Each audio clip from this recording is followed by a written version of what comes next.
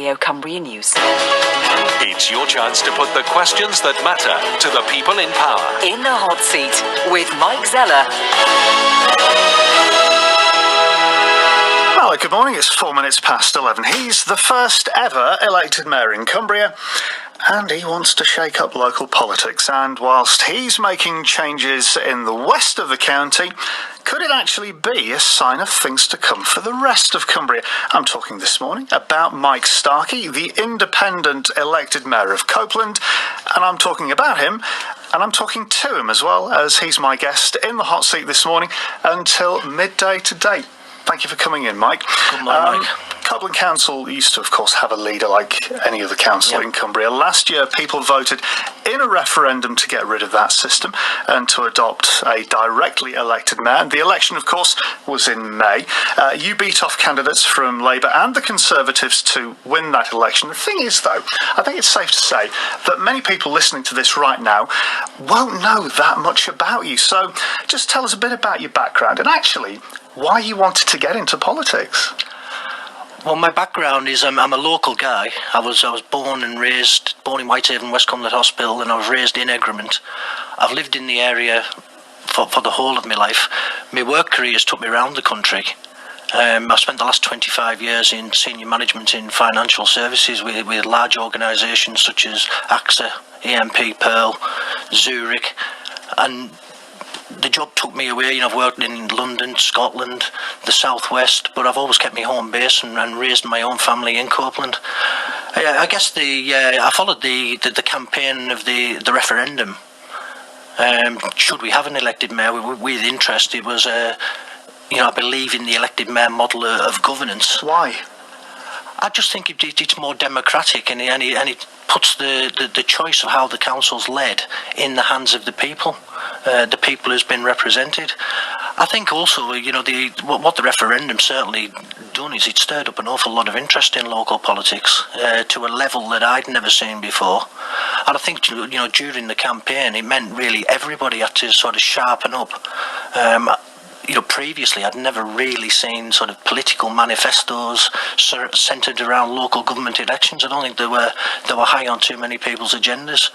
It's interesting you say, though, that it's stirred up a lot of interest in local politics. We've had a question from Martin, who puts the point that out of an electorate of around about 64,000, even if you take into consideration the second preference vote, and that's how the election was conducted, you only achieved around about 25% of the vote. Martin asks, how is this democracy in action?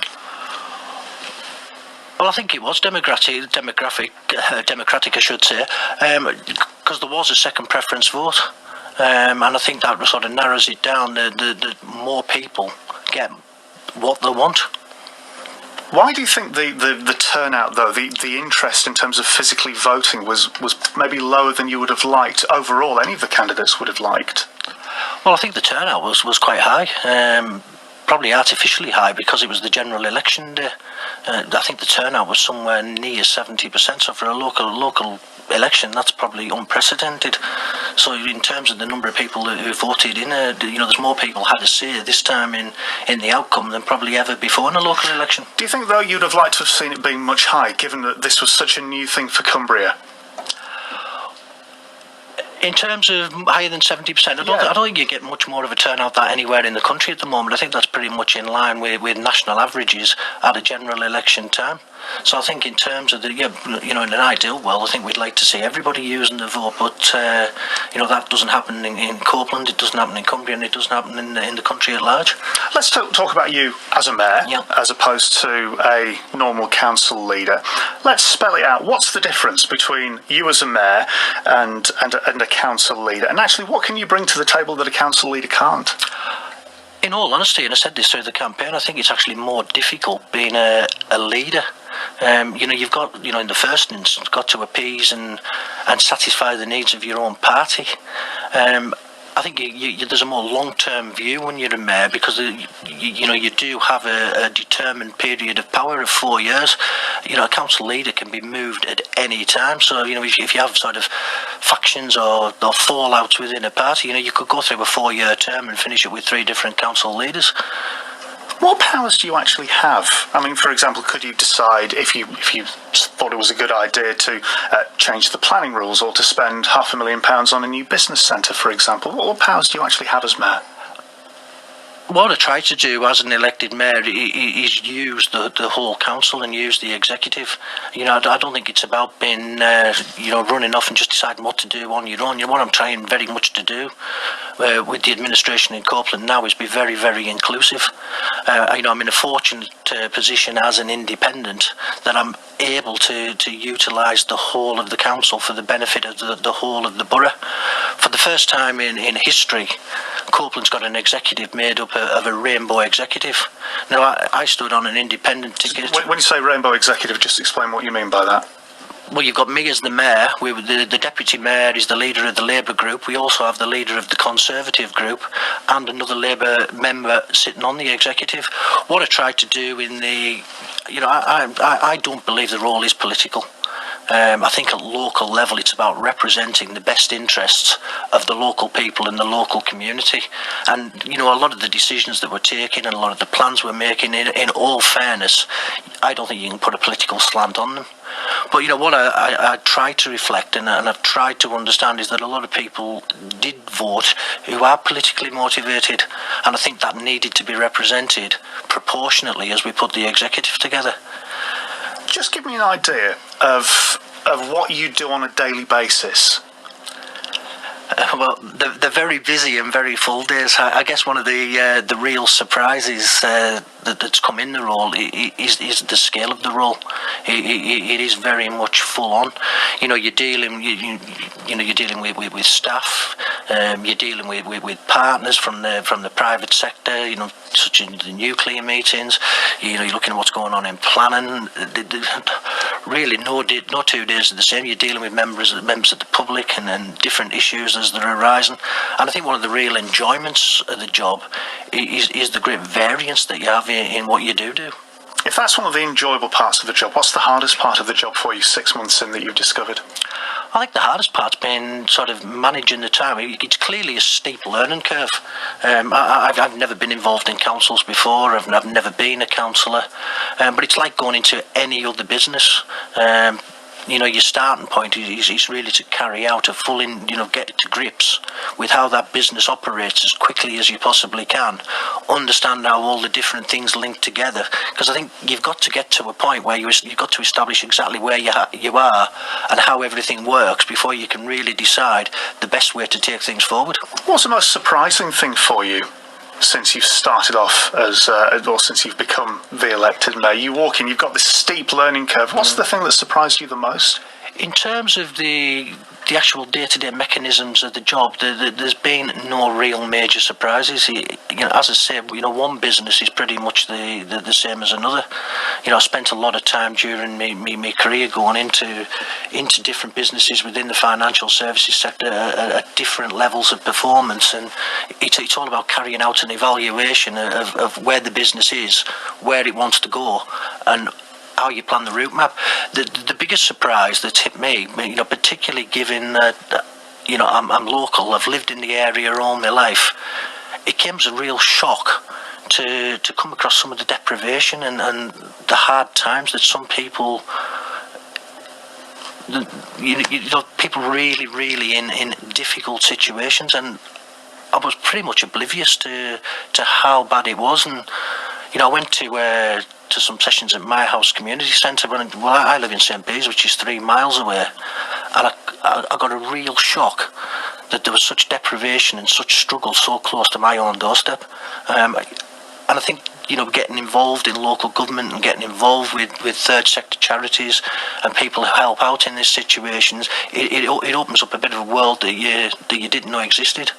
Well, let's talk about something which potentially, with knock-on effects, could help the deprivation situation that you're talking about. When we think about, we've got huge investment coming into Copeland and Cumbria more generally. The Moorside nuclear plant, for example, the coke and coal mine near St Bees, possibly the expansion of the low-level waste repository at Drigg. Do you see these as big opportunities? And if you do, how are you going to make the most of them? I see them as huge opportunities. Already in Copeland, there's huge amounts of wealth generated there. Think of all the council boroughs in the country, Copeland is the third highest for average earnings. But we're very much a have and a have-not economy. We're the third highest, and 9 of the other 10 are in London.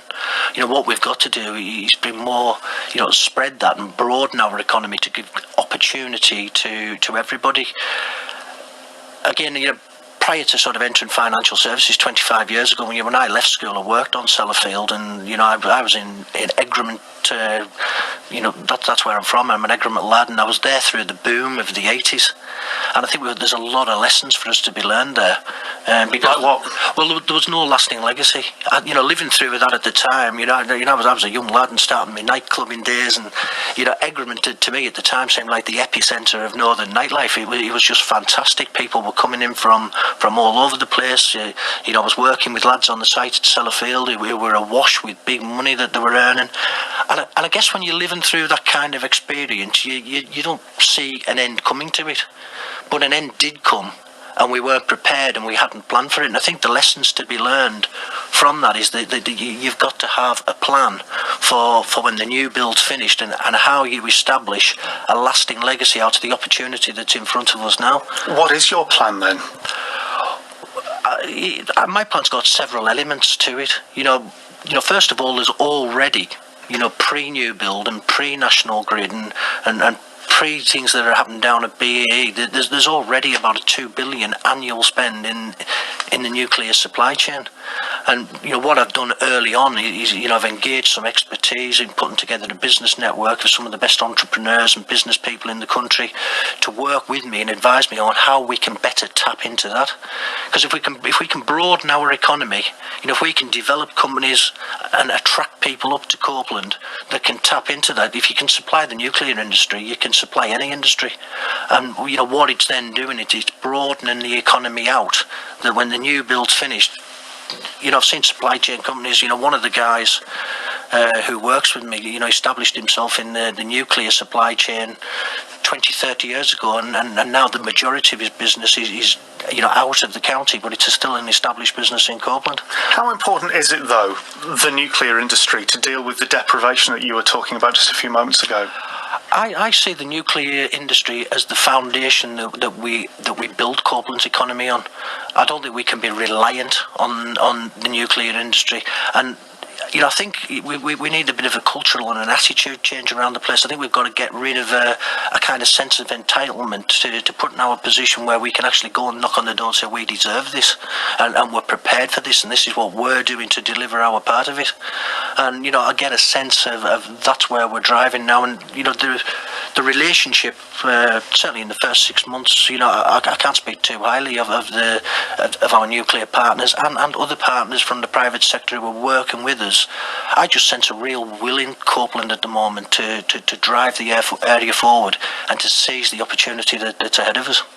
You're listening to In the Hot Seat on BBC Radio Cumbria. I'm Mike Zeller. It's 16 minutes past 11. My guest is the first ever elected mayor in Cumbria. He is Mike Starkie, the independent elected mayor of Copeland. Mike, have a listen to this. We asked you recently about how you'd make sure infrastructure in the borough could cope with some of the new investment. We don't have the power to do that, but we have a position where we can influence those type of things. But I think it's also worth bearing in mind that if you work in and around Manchester, they've got the M60, but it doesn't move anywhere very fast, and it's pretty much the same with the M25 in London and the M42 in Birmingham. So infrastructure issues aren't exclusive to Copeland and to Cumbria. They exist wherever industry exists. But absolutely, we are very aware of what we need to do from an infrastructure point of view, and we're putting the pressure on the government wherever we can to deliver better infrastructure to the area. So you say you're putting the pressure on the government to deliver better infrastructure. How exactly are you doing that, though? Well, there's various ways. We're working with Newgen in particular. We're looking at an infrastructure plan for the new build when they come on, and we're in positive dialogue with Newgen. Also it's very much on the LEP agenda, the local enterprise partnership, the Cumbria LEP, and it's part of a partnership of working with the other councils to deliver better infrastructure, because it's not just Copeland that's got the issue. We've got infrastructure issues throughout Cumbria, throughout the county. Like what? What improvements particularly do you think need to be made? Well, I think all areas of infrastructure need improved in Cumbria. The road network, the rail network, and even certainly in the case of the nuclear industry, by bringing things in by sea as well. We've mentioned the nuclear industry. We need to, of course, if we're talking in a positive frame about the nuclear industry, we need to balance that, though. Many people wouldn't want an expansion of the nuclear industry, for example, for environmental reasons. Are we in danger of making our county, as one campaign group would put it, a nuclear sacrifice zone? Well, I talk all the time about broadening the economy. I talk about using the nuclear as a platform to broaden and diversify the economy. I think we have too many of our talented kids leave the area to go to university and they don't come back because the opportunities are too narrow. And I think we've got to broaden out those opportunities, because we want to be attracting people to come and live in Copeland and to live in Cumbria and offer them all sorts of diverse career options.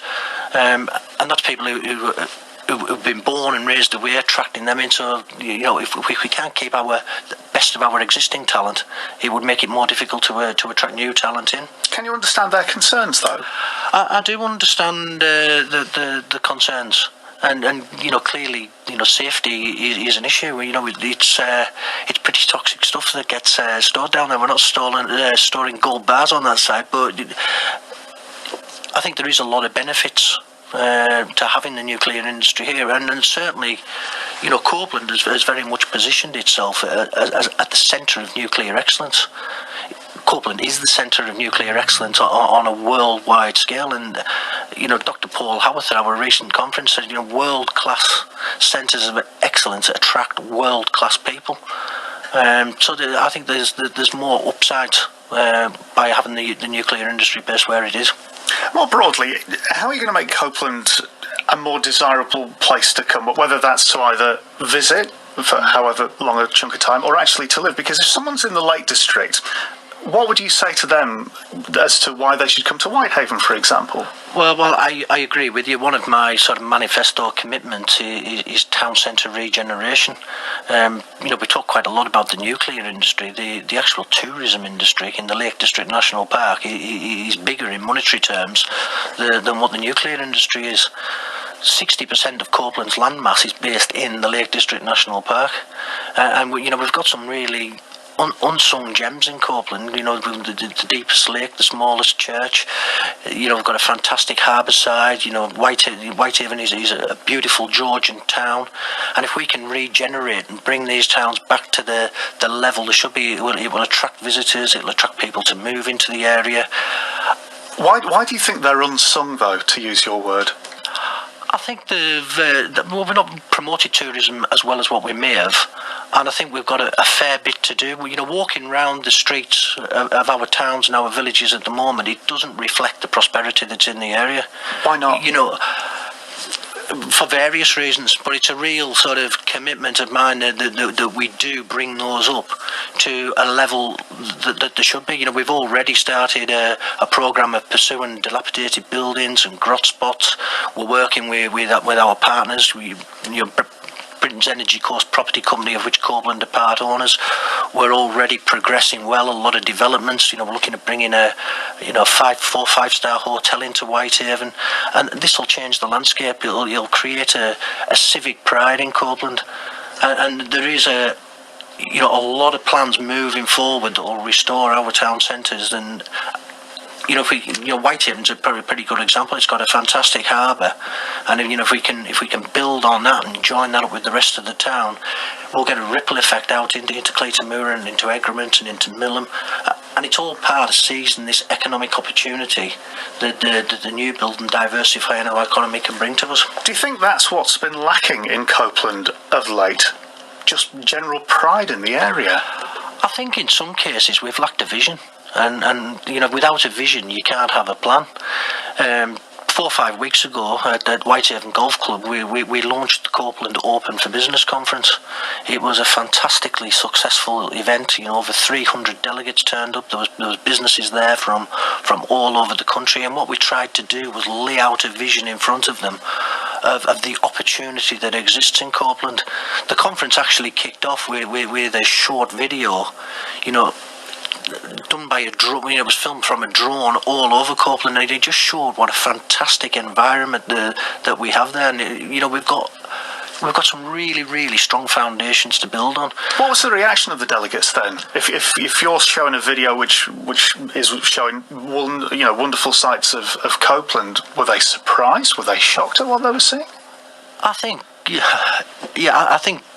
No, I wouldn't say surprised, because there's a lot of people there who's grown up in the area like I have, who are aware of the places. But sometimes you need those reminders of just what you've got. The reaction and the feedback from the conference has been absolutely fantastic. Both from a business point of view. We've already had several conversations with private sector people looking to come into the area. It's all really about having a vision. The people, you need direction. If you don't know where you're going, any road will take you there. And what you've got to do is you've got to set a bar high, and that's what you've got to aim for. Lay that vision out. What I really want to do in my time as Mayor of Copeland is align our ambition with our potential, and the potential of the area is huge. So it's all about setting the bar high and then looking at the building blocks that we need to put into place to make sure that we achieve that level of ambition. Well, let's talk about the health service in Cumbria. Public Health England figures last year suggested Copeland had a greater proportion of people who were either overweight or obese than anywhere else in England. We have huge concerns in the health service. The hospital in Whitehaven's in special measures. We've got some staff claiming that if you move services over to Carlisle, that in itself is costing lives. What needs to be done to sort that out, in your opinion? I think it's a culmination of a lot of things. I think at the centre of a lot of the issues in the health service is recruitment. I'm very much in trying to get people into solution mode.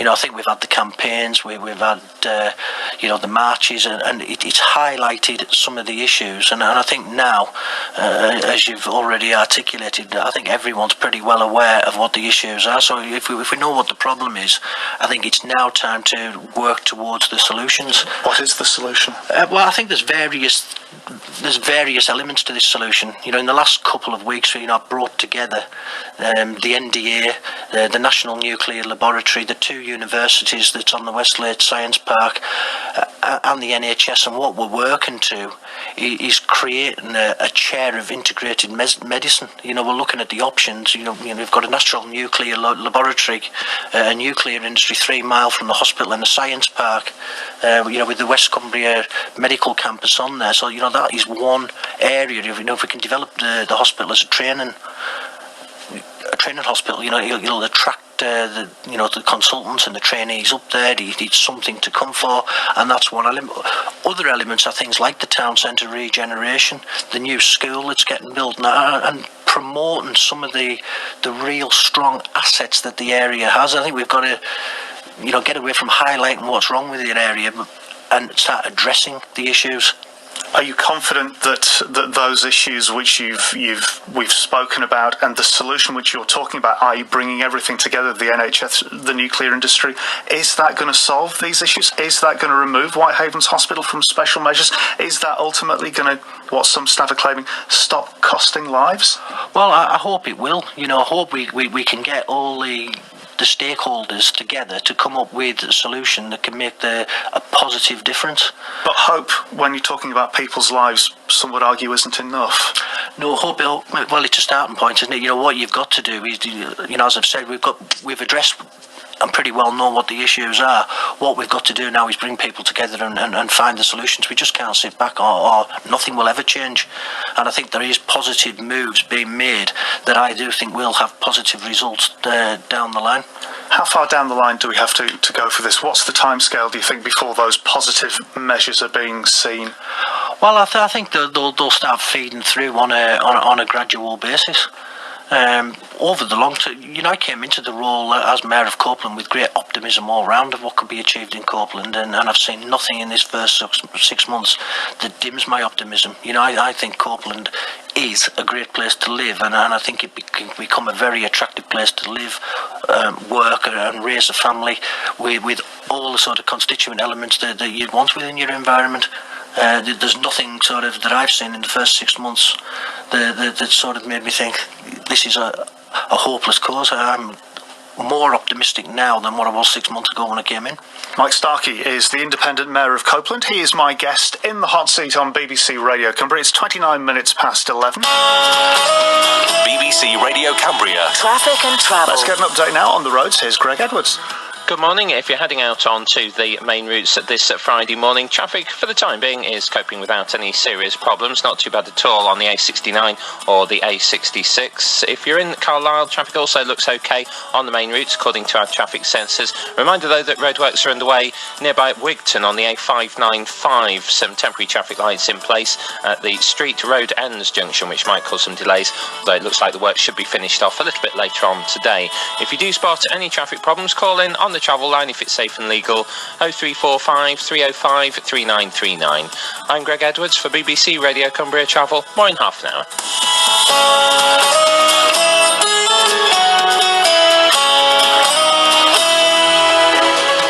It's your chance to put the questions that matter to the people in power. In the hot seat with Mike Zeller. It's 11:30 through until midday today. My guest is Mike Starkie, the independent mayor of Copeland. He's in the studio with me. There's been a lot of talk about this proposed devolution deal for Cumbria. What sorts of opportunities do you see that offering the county should it go ahead? I think devolution can be very, very positive. It's bringing the power closer to the people and giving you more control over your overall destiny. I think what it's already done in Cumbria, certainly talking to the other council leaders, it's brought the leaders of the different councils across Cumbria working together probably more closer and in more harmony than they've ever done before. So, even if it was to go no further, it's already progressed things in this county. And I think sort of Cumbria's coming late into the devolution talks, and we're now more progressed than other parts of the country. I think it does. The biggest thing is it helps you self-determine your own destiny rather than leaving it in the hands of others.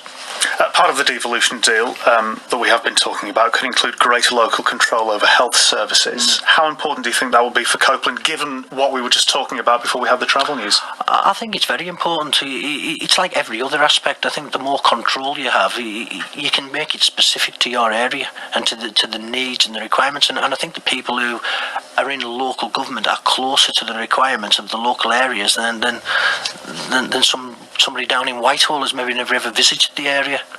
There has been speculation that Cumbria could get an elected mayor if it's almost like as part of the payoff for the devolution deal.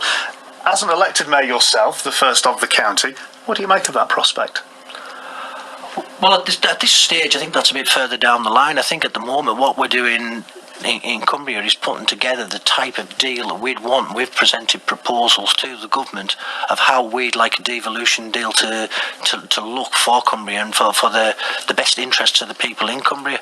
I think in terms of the governance and the structure of how that would be delivered, that's for another day. I think the first thing is get your ducks in a row, get the deal that you need, and then establish the governance that you need to deliver that further down the line. Would you stand, though, to be Cumbria's first elected mayor?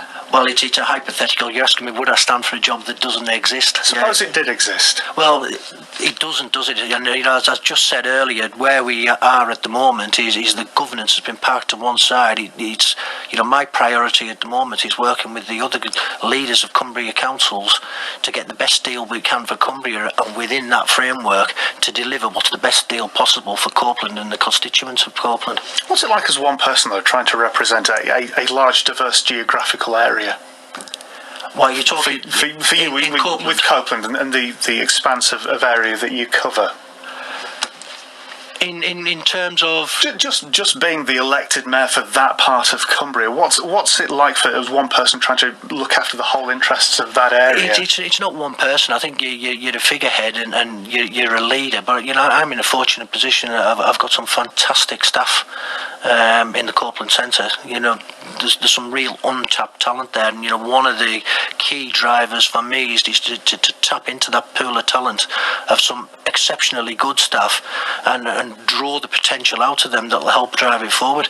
I'm also fortunate that with the political setup of the council, where the whole of the council is represented at an executive level. Lena Hogg, the Labour leader, David Moore, the Conservative leader, they're both strong leaders and they're both contributing and working with me with a single vision of delivering a better times for Copeland and its constituents. Sorry, it's not lonely. No, fair enough. But I do just want to come back to the point. If we're talking about you representing an area of Copeland and the diverse and large geographical area that is within Cumbria, you think about Cumbria as a whole. How difficult a job would it be for one person, albeit, as you say, surrounded by staff, they are a figurehead. How difficult would it be for one person to feasibly represent the whole of our county as an elected mayor, were it to go forward? Well, you could say the same. How feasible is it for a Prime Minister to lead a whole of a country? What you do is you utilise the abilities and work with other people. You're never really doing it on your own. You can be seen as a focal point.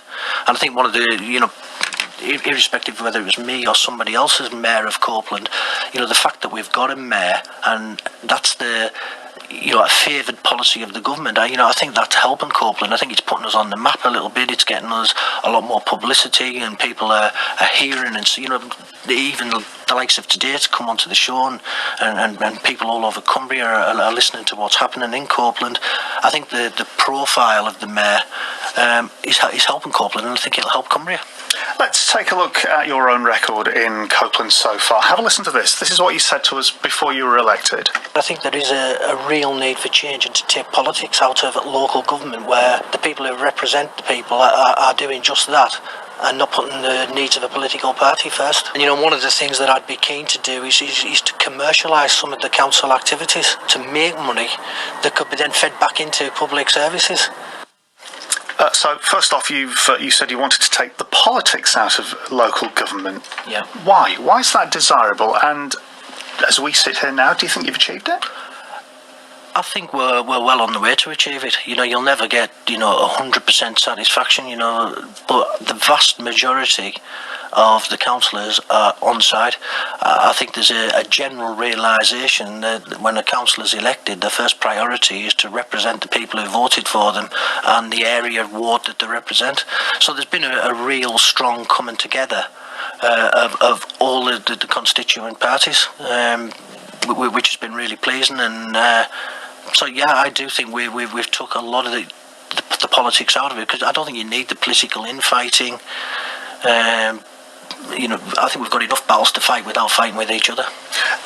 You are independent, you don't represent a political party, and as you've said, you would see that as a strength because you act for the people who've elected you rather than the political party. Surely, though, one of the benefits of standing as the candidate of a particular political party is that people would have pretty much a good idea of what you represent, what you stand for, though.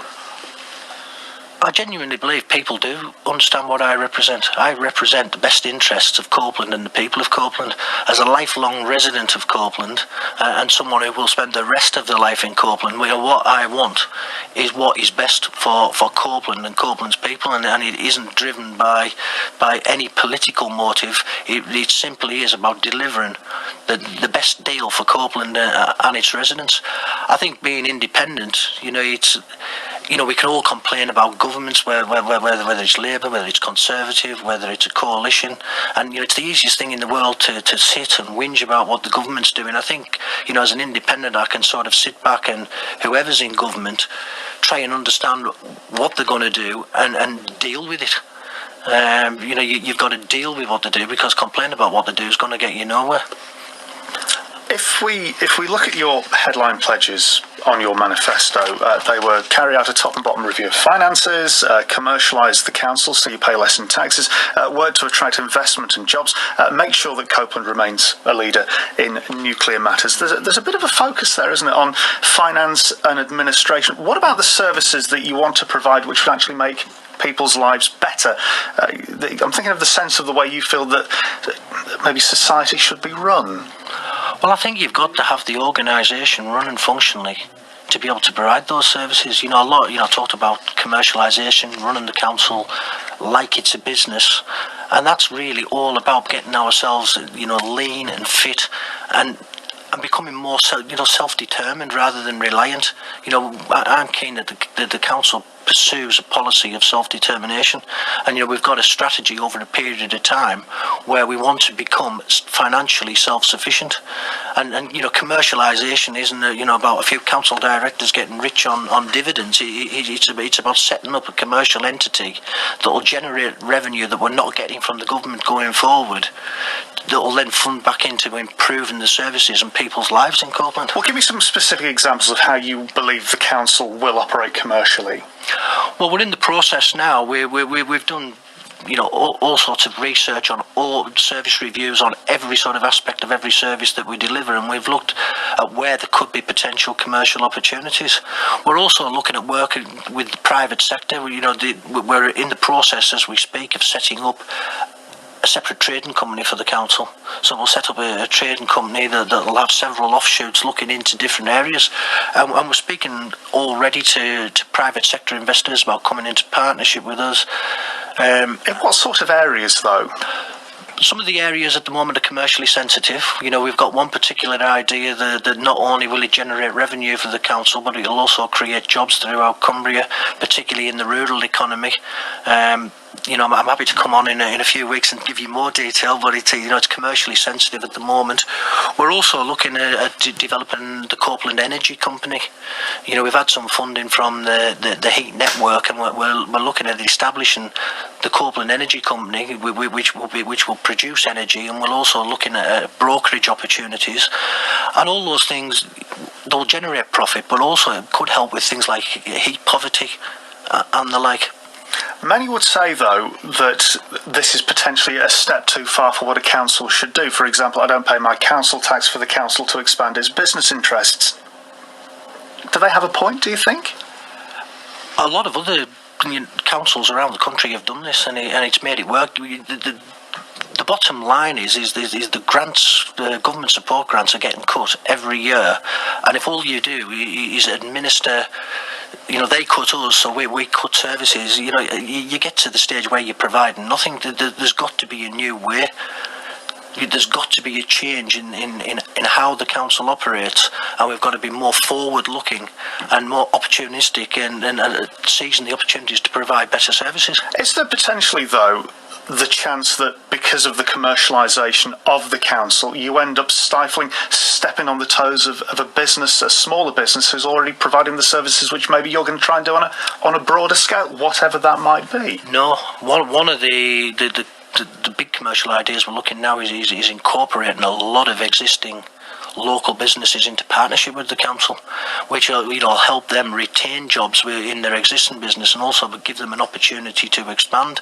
And it's bringing a number of firms from one particular sector together as one unit. They'll all still have their individual businesses, but the collective bargaining power of that we as a local authority can facilitate will give benefits to all.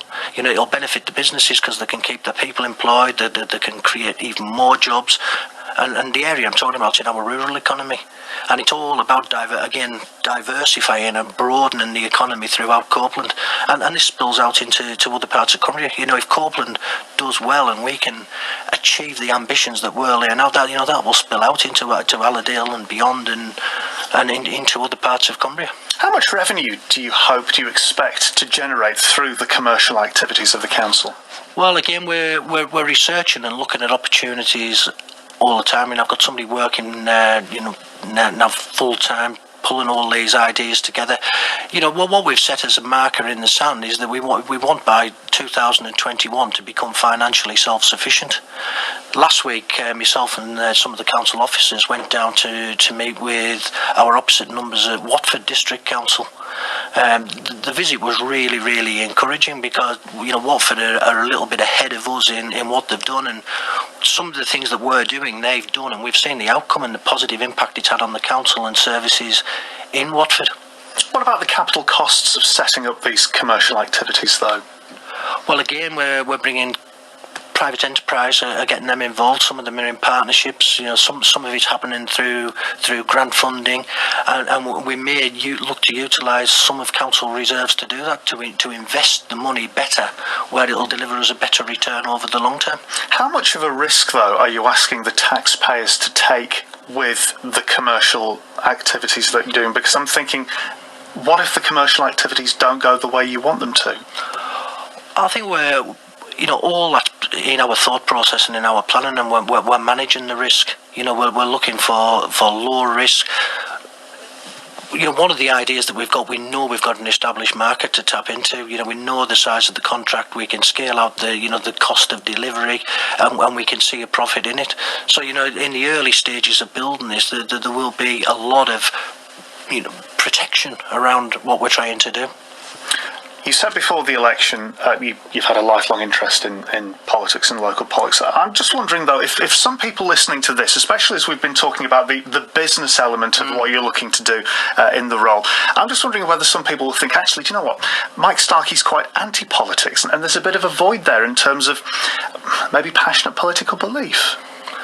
No, I wouldn't say that. It's I'm passionate about delivering for the people of Copeland and making Copeland a place. I want to walk around the towns and streets of Copeland and to reflect the prosperity that's in the area, and that has positive benefits for if your town centres and your environment's good, that's a positive aspect. Whether you earn £10,000 a year or £100,000 a year, it's a positive benefit that affects everybody.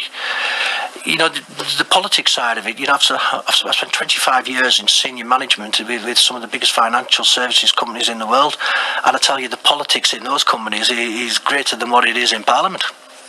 That said, though, when you were elected and you were coming to put together your executive, initially Labour didn't want to work with you, so what did you say to persuade them?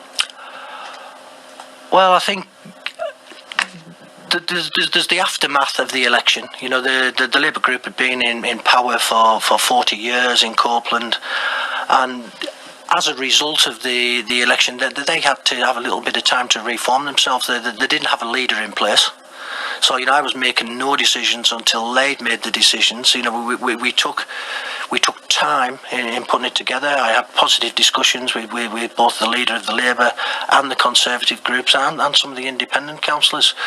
And what we want to do, is first and foremost is represent the best interests of Copeland and Copeland's people, and we can best do that by coming together and finding some common ground. Because I think the vision of what I would like to see in Copeland is shared by Lena Hogg, the leader of the Labour group, and it's shared by David Moore, the leader of the Conservative group. But how worried were you when Labour initially didn't want to work with you that your idea of delivering this shared vision wasn't going to be able to be done? I was fairly confident from the start that it would, because I have a passionate belief that it's the right thing to do, the right thing for everybody. Every councillor was elected to serve the community first, and put the interests of the people and the community before any party interests. But they can best serve party interests in the seat of power, influencing things, than just sitting on the sidelines watching things go along. It's BBC Radio Cumbria. It's 14 minutes to midday. You're listening to In the Hot Seat. I'm Mike Zeller. I'm talking with Mike Starkie, the independent elected mayor of Copeland. Mike is in the hot seat with us until midday today. Mike Starkie, you've made changes to the actual way the council is being run. Restructuring, I guess, is probably the word we'd use here. Just go through your thinking behind the restructuring of the council. Well, when I took office on, my first day into Copeland was on May the 10th, And, I didn't come in with any predetermined plan on what the structure should look like. What I wanted to do was absorb myself in everything that the council had done, get a real understanding of how everything operated and knit together. And, over a process of about 4 months, it was a long enough spell for me to get a real grip of where we were and what needed done. And, from there, I could start thinking about the structure I needed to deliver the vision going forward, and what the structure that I think makes the council more functional. And it did involve some streamlining of the senior team. Which, one of the main things that you've probably done, you took the decision to get rid of the role of the chief executive of the council. What was your reason for removing that role? Well, there was various reasons. When the chief executive was appointed 5 years ago, the council had 40% more staff. So there's been a lot of staff, left the organisation through various cuts and natural wastage over that period of time. So it's a very different organisation in its size, and it needed a structure to reflect that. Also, what I identified fairly quickly was that there was a lot of crossover between what an elected mayor done and what a chief executive done. And I found there was a huge duplication of work. Certainly in the early months, 70% of the week where we were accompanying each other, and it just wasn't financially sensible to carry on like that. Thirdly, there was a huge financial saving by removing that role out of the organisation. And I think from clarity purposes as well, I think people need to understand where the council's being led from. A ship doesn't have two captains. Just explain, though, the legal ramifications of removing that particular role, because there were some things that, by law, the chief executive, he made sure that the council fulfilled a role by law, didn't he? Particular roles by law. Yeah. What did you do to deal with that? Well, those roles have been divided up among the senior management team. The 3 directors have all taken on additional workloads and additional responsibilities. Some of them are title roles, and then they were actually carrying out the work anyway, but now it's covered by the title. And there's a lot of councils structured in exactly the same way that we are. When I was down at Watford last week, with Mayor Dorothy Thornhill, a senior team set up very similar. They've got no chief executive. What they've got in place is a managing director, and it's a structure that we're going to follow. Did you find it easy to be, I suppose you could almost say, ruthless in your restructuring of the way the councils run, of removing the role of chief executive? Well, it's never easy when somebody's losing the job, because you're talking about people's livelihoods. But in terms of the actual decision process and what needed to be done, you've got to do what needs to be done. In life, sometimes you've got to make difficult decisions, but as long as you're making them for the right reasons and there's demonstrable benefits to become from that, then those decisions have to be made. You've asked for a boundary review as well to the council wards, and how many councillors are actually needed to represent each ward in the borough. You said before the election you wanted to reduce the number of councillors to 1 per ward at the soonest opportunity. Yeah. What's your thinking for that? Why? Various reasons. I think that we're over-governed. I do think we have too many councillors, but long before I'd even considered standing, I'd actually wrote a couple of letters to the paper and said, one easy way of saving money is reducing the number of councillors. We had a situation at the last election where major political parties couldn't field candidates for every council seat. So we had situations where they were asking people to stand as paper candidates just so they had some representation. And even with that, they still couldn't find enough people to contest every single seat. One of the parties didn't even contest seats that they held. I think by reducing the number of councillors, again, it's a streamlining process. Council staff have been streamlined, senior management's been streamlined, and I think we need to do exactly the same with councillors. The number of councillors in Cumbria as a whole, I think we've got 80 plus county councillors, 12 of which are in Copeland, and we've got a lot of parish councillors. So I think a reduction of the number of councillors is the parties will put the best candidate forward for the seat, and there's clearly savings to be made in the allowances councillors are paid, but I also think that some of those savings should be used to pay less councillors more money and attract more people to the role, because I think we need a greater cross-section of the demographic in council. We need certainly need more young people getting engaged, and we need a cross-section for people from different employment sectors coming into council. What's stopping young people getting engaged with local politics, do you think? Busy lives, I think. Again, historically, a lot of the council meetings and things are going on during the day. That's one of the changes that I've made already is that we have virtually all the council meetings are in the evening, so they're accessible to people. The executive meetings are in the evening, so they're accessible. That's for people to come and see what's going on at council. But public engagement's been really high on my agenda. I'm not accountable to any political party. I don't have to think, if I was Labour, Conservative, Lib Dem, I don't have to think, what will my party think about us doing this? My accountability is completely to the people of Copeland, the people who voted. And if I'm going to be accountable to the people who voted, I've got to stand accountable. So, what I do is I do a series of public meetings. I go to Millham, to Cleatamure, to Egremont, to Whitehaven. We heavily publicise these meetings, and they're very much unscripted meetings. When you get in the public coming in off the streets and you're standing accountable for your actions, you don't know what they're going to ask you. So you need to keep yourself pretty sharp as well, because you've got to be sort of ready to cover all eventualities.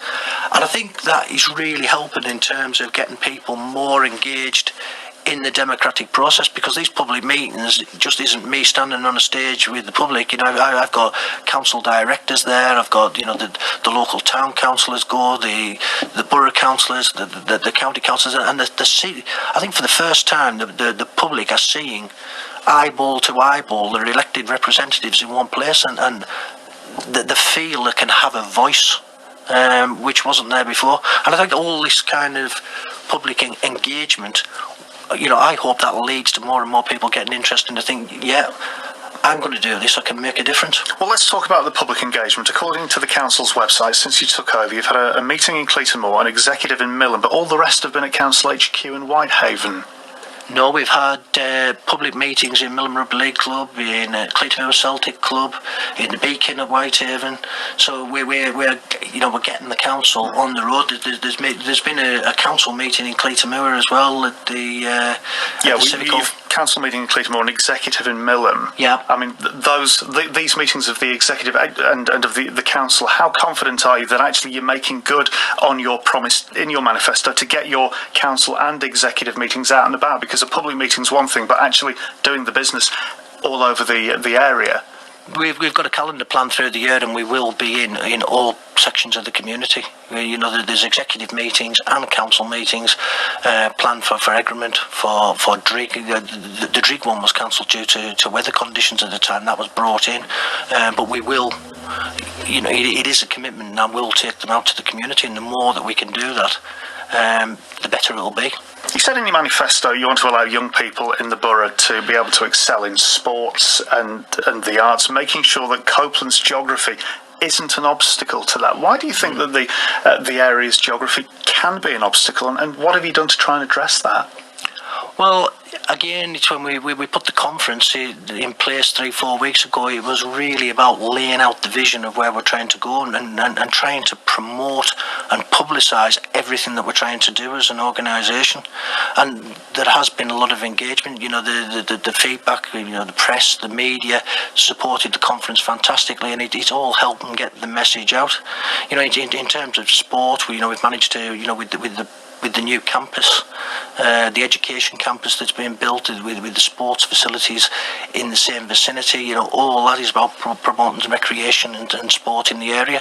And the council's heavily supporting the development of the theatre at Rose Hill. We were through the Copeland Community Fund and other council backing, and Rose Hill is very much about promoting the arts and theatre, and it's another attraction in Copeland that not just for the existing people in Copeland, but something that will attract people to want to come to the area. Let's get a crystal ball out and put it on our desk. what differences to Copeland, tangible differences, do you hope people will be able to see when the next mayoral election comes round? I hope we'll be moving well towards a financially self-sustainable council. Which would mean for them, what, lower council tax, for example? Certainly moving towards that. One of the key things, though, is that I want people walking around the towns and villages of Copeland and those places to reflect the prosperity that's in the area. I'd like to see a more diverse economy and a situation where we've got jobs for everybody, and I think that's a situation that's on the horizon. You know, West Cumbria mining's coming back, which is fantastic to bring, you know, the heritage of coal mining back into the area, and there's a number of jobs. So I think we're going to have a lot of jobs for skilled people and an unskilled workforce, and jobs that will pay good money. So, you know, what I want to see for Copeland is people enjoying a better standard of living and walking around the towns and the villages of Copeland, and that absolutely reflecting the prosperity that's in the area. Finally, Mike Starkie, on a lighter note, what do you do when you're not being mayor? In the first 6 months, there's not been a lot of time to do an awful lot. It's been a very busy 6 months. Lovely. Thank you for your time. Mike Starkie, the independent elected mayor of Copeland, thank you for being my guest in the hot seat. BBC Radio Cumbria. Traffic and travel. Right, Gordon Swindlehurst is on the way next after an update on the road.